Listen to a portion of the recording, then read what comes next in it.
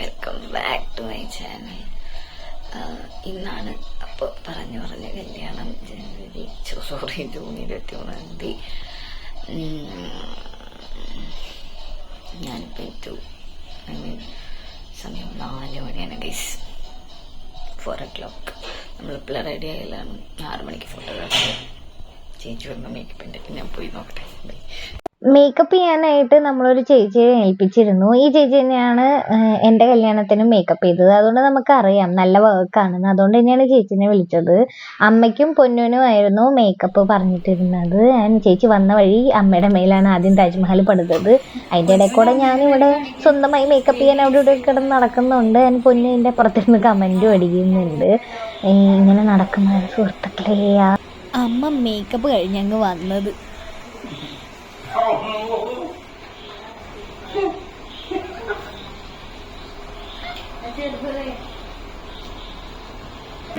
പ്രതീക്ഷിക്കാറുണ്ട്. അതൊന്നില്ല.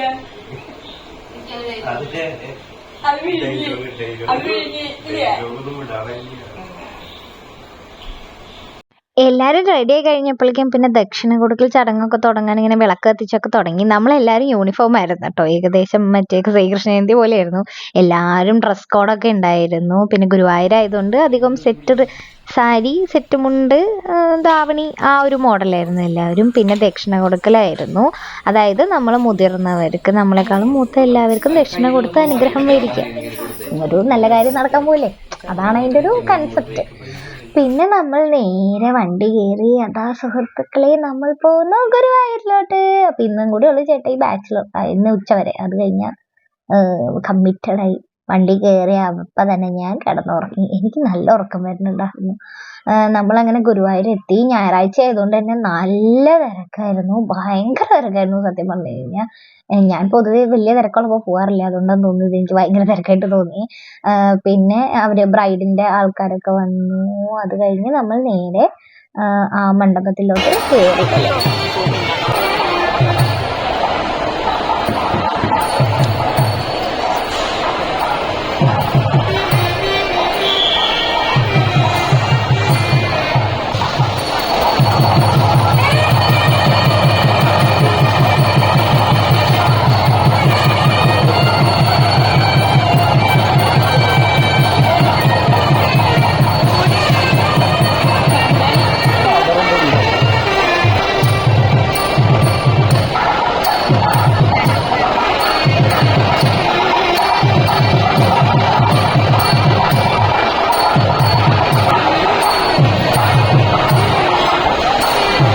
അങ്ങനെ എല്ലാം നല്ല രീതിക്ക് നടന്ന് അവർ പ്രാർത്ഥിച്ചൊക്കെ കഴിഞ്ഞ് ദക്ഷിണ കൊടുക്കലൊക്കെ കഴിഞ്ഞ് നേരെ ഫോട്ടോ എടുക്കാനാണ് പോയത്. ഗുരുവായൂരായതുകൊണ്ട് പിന്നെ നമുക്ക് ഫോട്ടോ എടുക്കാൻ കുറേ സ്ഥലങ്ങളുണ്ടല്ലോ.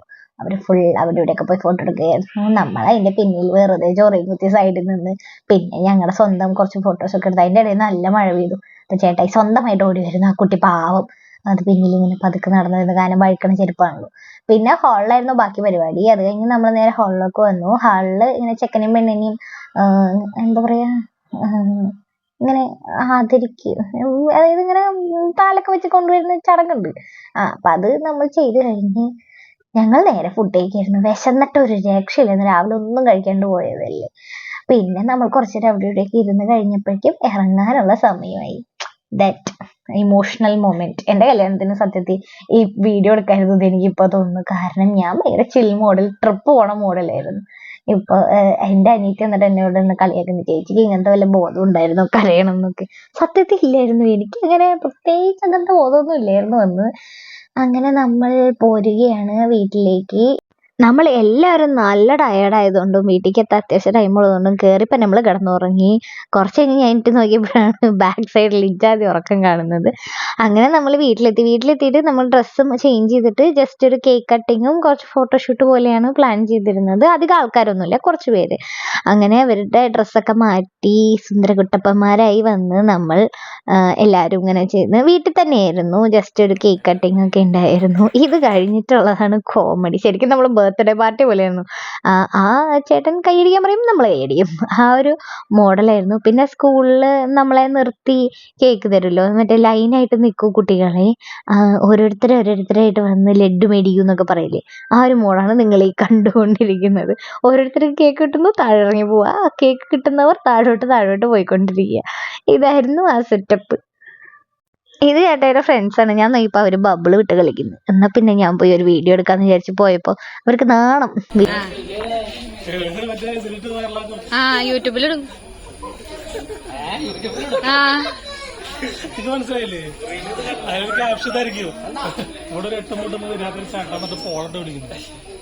അങ്ങനെ ഫോട്ടോഷൂട്ടും കാര്യങ്ങളും പരിപാടികളൊക്കെ തീർന്നു. അവരിനി തിരിച്ചു പോകാനായി. ഇന്ന് തന്നെ അവര് തിരിച്ച് ഒറ്റപ്പാലത്തോട്ട് പോവും. പിന്നെ ഇനി വ്യാഴാഴ്ച വരുള്ളൂ. അയ്യോ, അങ്ങനെ വളരെ ടയറിങ് ആയിട്ടുള്ള ഡേ ആയിരുന്നു. അവര് തിരിച്ചു പോയി. നമ്മളിവിടെ എങ്ങനെയാന്ന് വെച്ച് കഴിഞ്ഞാൽ കല്യാണത്തിന്റെ അന്ന് ചെക്കൻ പെണ്ണിന്റെ വീട്ടിലേക്കാണ് പോവാൻ. അപ്പോ അങ്ങനെ അവര് പോയി. ഞാൻ എൻ്റെ മേക്കപ്പ് കളഞ്ഞൊന്ന് കുളിച്ച് ഒരുമാതിരി തലക്കെട്ടൊക്കെ വേണ്ടി പോകുന്നു. ഒരു രക്ഷയില്ല. എനിക്ക് ഭയങ്കരമായിട്ട് ടയേർഡായി. ആകെ കൂടെ അവിടെ നടത്തും, കാലൊടിഞ്ഞ കാല് വെച്ച് നടക്കുന്നത് വലിയ സുഖമൊന്നുള്ള ഏർപ്പെടാനില്ലാത്തതുകൊണ്ട് അങ്ങനെ പോകണം. അപ്പം ഞാൻ വിചാരിച്ചു ഇന്നത്തെ വ്ളോഗ് ഇവിടെ എൻഡ് ചെയ്യാന്ന്. ഇന്ന് ശരിക്കും ഞാൻ പിന്നെ ഒരു ബർത്ത്ഡേ പാർട്ടിയും കൂടി ഒന്ന് പോകണം, പക്ഷെ അത് ഞാൻ വ്ളോഗ് ചെയ്തില്ല. ഇന്നത്തെ വ്ളോഗ് നമുക്ക് ഇവിടെ അവസാനിപ്പിക്കാം. അപ്പം കല്യാണമൊക്കെ അടിപൊളിയായിട്ട് നടന്നു. അപ്പം ഇഷ്ടപ്പെട്ട കമൻറ്റ് ചെയ്യൂ. എന്താണ് അഭിപ്രായം? വ്ളോഗ് എടുക്കുന്നത് ശരിയാണോ? അതൊക്കെ കമൻറ്റ് ചെയ്താൽ നമുക്ക് ഇമ്പ്രൂവ് ചെയ്യാവുന്നതാണ്. ശരി, ബൈ.